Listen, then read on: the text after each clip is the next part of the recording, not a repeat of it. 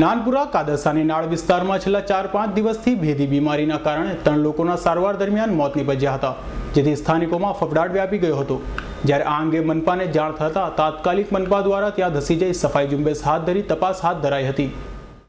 નાનપુરા કાદરશાની નાળ વિસ્તારમાં છેલ્લા 4-5 દિવસથી ભેદી બીમારી ફેલાતા અસંખ્ય લોકો બીમાર પડ્યા હતા અને ત્યારે મંગળવારે એક સાથે 2 કિશોરો સહિત 3 લોકોના મોત નીપજતા સ્થાનિકોમાં ફફડાટ વ્યાપી ગયો હતો। ત્યારે આ અંગેની જાણ સુરત મહાનગરપાલિકાને થતા મનપાનું આરોગ્ય તંત્ર પણ દોડતું થઈ ગયું હતું અને તાત્કાલિક મનપા દ્વારા કાદરશાની નાળમાં ધસી જઈ ત્યાં સફાઈ ઝુંબેશ હાથ ધરી જંતુનાશક દવાનો છંટકાવ કરવામાં આવ્યો હતો।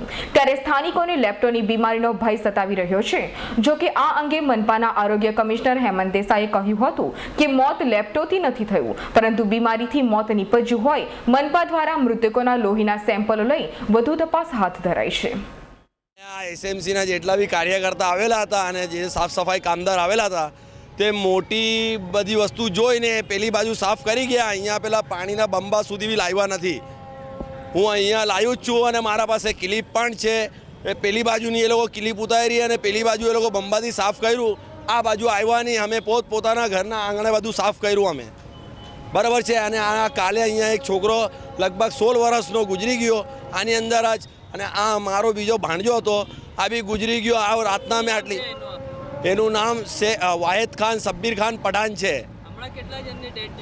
હમણાં ઓલરેડી 3 જણની ડેથ થયેલી છે, 4 જણની ડેથ થયેલી છે હમણાં સુધી।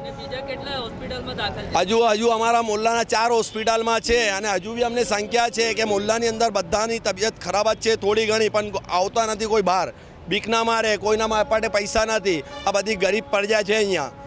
આજે બપોરે 2:30 વાગે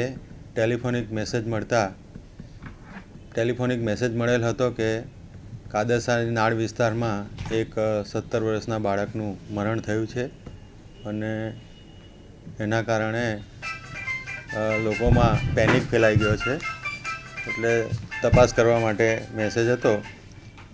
એટલે ત્યાર પછી અમારી 3 મેડિકલ ટીમ, સફાઈની ટીમ અને વેક્ટર બોર્ન ડિસીઝ કંટ્રોલ વિભાગની ટીમ તે આ વિસ્તારમાં તાત્કાલિક ધસી ગઈ હતી અને ત્યાં આ વિસ્તારની અંદર સર્વેની કામગીરી ચાલુ કરી, પ્રોફાઇલેક્ટિક ટ્રીટમેન્ટ આપવાનું ચાલુ કર્યું છે। અને જે બાળક 17 વર્ષનો છોકરો જે એક્સપાયર થઈ ગયો છે એને માટે મસ્કતી હોસ્પિટલમાં પહેલાં દાખલ થયેલા હતા અને ત્યાર પછી આજે સવારે મહાવીર હોસ્પિટલમાં લઈ જતા ત્યાં એક્સપાયર થયા હતા। એનું તપાસ કરતાં હાલના તબક્કે વાયરલ હેમરેજિક ફીવરથી એમનું મરણ થયેલું હોવાનું ડેથ સર્ટિફિકેટ આપવામાં આવેલ છે। અન્ય તપાસ કરતાં ગઈકાલે પણ એક અન્ય બાળક 13 વર્ષનો લગભગ રાત્રે 8:30 વાગે મૃત હાલતમાં લોખાત હોસ્પિટલમાં લઈ જવામાં આવેલ હતો અને ત્યાંના રહીશોના જણાવ્યા પ્રમાણે અન્ય 2 વ્યક્તિ, એક મુકુર પેટ્રોલવાળાની હોસ્પિટલમાં અને એક મસ્કતી હોસ્પિટલમાં દાખલ છે એવી રીતની માહિતી મળેલી અને એ માટે અમારા ટીમ તરફથી સઘન તપાસ કરવામાં આવી રહી છે અને હાલમાં કોઈ ચિંતાનું કારણ દેખાતું નથી, પરંતુ સાવચેતીના તમામ પગલાઓ લઈને જો કોઈ રોગચાળોની શરૂઆત થઈ હશે તો એને કાબૂમાં લેવા માટેના તમામ પ્રયત્નો સુરત મહાનગરપાલિકા દ્વારા કરવામાં આવી રહ્યા છે। શું લાગે છે આ લેપટોપનું હતું કે બીજું? નહીં, આ જે 2 દર્દીઓ એના જે તપાસ કરવામાં આવી રહેલી છે, જે તપાસ કરવામાં આવી લેબ ટેસ્ટને, એમાં કોઈ લેપ્ટોનું કે એવું કંઈક જોવા મળ્યું નથી।